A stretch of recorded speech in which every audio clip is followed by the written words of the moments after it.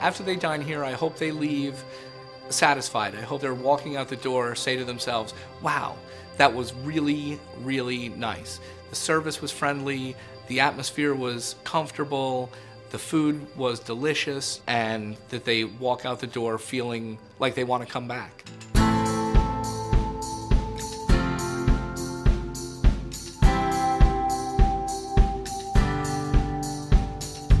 I was always in the kitchen with my mom when she was cooking, and just seeing what was happening and stuff going from cutting board to plate and just what happened to it as it progressed through, coming out of the refrigerator looking one way and ending up on your plate looking another and going, wow, that was really neat, and man, this tastes good.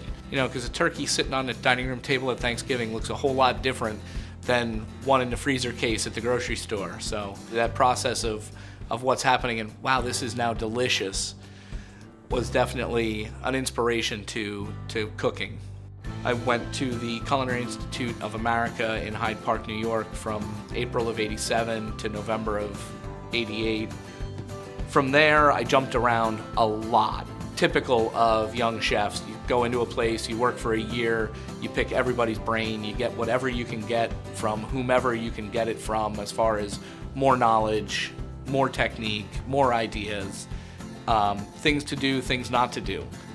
So my plan from leaving college to the Oyster House was to just gain as much knowledge as I could so I was ready to buy a restaurant. And when I found the Oyster House, really what it was a good size, it was a good price, it was a great starting point for a young chef with a first restaurant.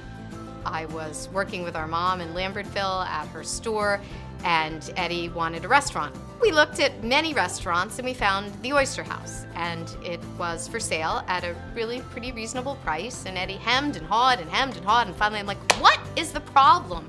You said you wanted your own business, this is perfect.